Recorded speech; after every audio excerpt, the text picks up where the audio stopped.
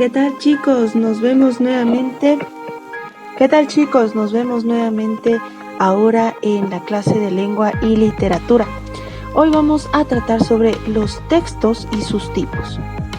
Pues bien, los textos y sus tipos, como ustedes verán, hay algunas clasificaciones, se podría decir.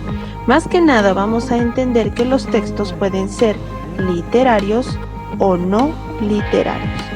¿Qué significa que sean literarios? Pues que se van a preocupar por la forma y la belleza del texto en sí. Y los no literarios que más que nada solamente van a dar una información. Sin dejar de lado obviamente la buena ortografía como en todo texto. Ahora bien, los textos literarios se van a dividir en tres tipos que son los narrativos, los líricos y los dramáticos. Los narrativos nos van a contar algo. Entre ellos tenemos las leyendas, los cuentos y las fábulas. Los líricos, en cambio, van a basarse netamente en la belleza, en cómo vamos a expresar algo a través de la belleza. Es así que tenemos aquí los poemas. Y el género dramático es aquel, en cambio, que va a buscar exaltar las emociones. Entre ellos tenemos las obras de teatro, guiones de cine, ¿sí? Especialmente dentro de este género. Ahora, los no literarios van a dejar de lado lo que hemos visto y van a subdividirse en instructivo, normativo e informativo. El instructivo netamente nos va a decir pasos, es decir, pasos a seguir, cosas que debemos hacer sistemáticamente. Dentro de ello tenemos recetas y manual de uso. Dentro del normativo, en cambio, son reglas que se deben también seguir, pero en este caso todos los reglamentos, por ejemplo, reglamento interno de la institución, reglamento de colaboraciones de en mi barrio, por ejemplo, o las reglas que ustedes deben seguir en su casa, ¿sí? Las reglas que deben seguir dentro del aula, durante las clases de Zoom también.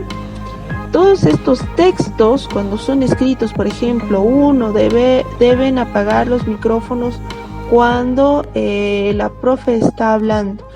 2, levantar la mano cada vez que yo quiera hablar. Entonces, este es un texto normativo. Y por último, tenemos el informativo, el cual nos va a dar a conocer algo. Entre ello, tenemos a las noticias y a las biografías. ¿Qué son las biografías? Es un texto que nos va a permitir conocer detalles sobre la vida de una persona.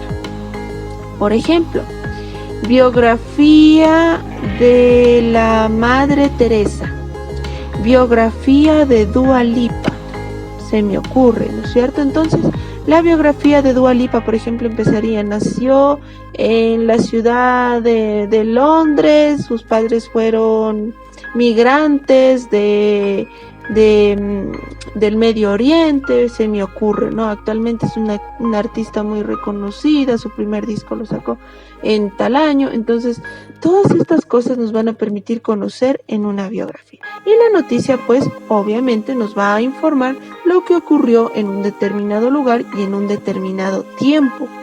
Por ejemplo, lo que pasó el 22 de octubre, ¿no? En que se realizó una manifestación, la cual inició desde el Parque El Arbolito y avanzó hasta la Plaza de Santo Domingo en Quito.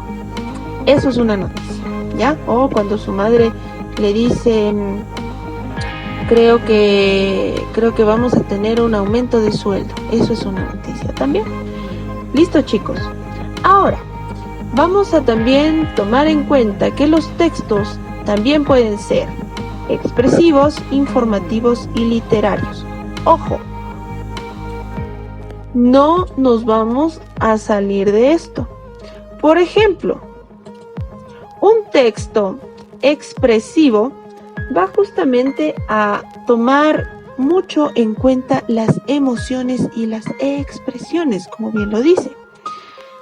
Vamos a hacer un ejemplo. Una poesía entraría muy bien dentro de este texto expresivo. ¿Por qué? Porque precisamente la poesía nos va a dar a nosotros a entender la emoción del escritor. Vamos a pensar un momento. Si, por ejemplo, empieza un poeta diciendo: y vuelve cada noche la tristeza a mí, como si fuera tus besos desde aquella vez que te perdí. Entonces, vamos a pensar, vamos a detener un momento el video y vamos a pensar, ¿qué tipo de emoción nos expresó?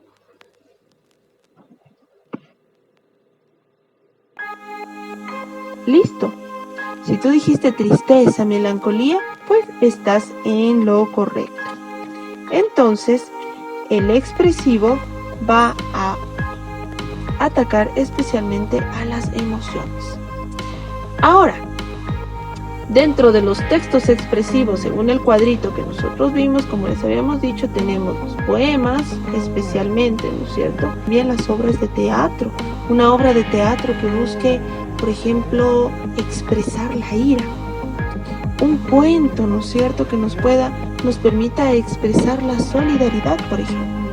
Una emoción, ¿no es cierto?, de empatía.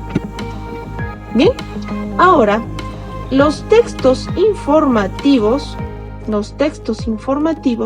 obviamente, dentro de ellos pueden ir las noticias,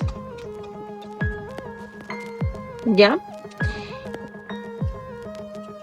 Las noticias, y dentro de los géneros literarios, obviamente, vamos a tomar en cuenta que un género literario va a buscar la belleza.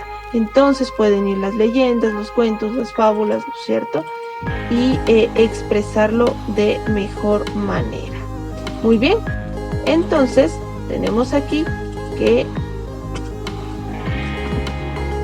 los textos literarios van a buscar la belleza en el texto. Muy bien.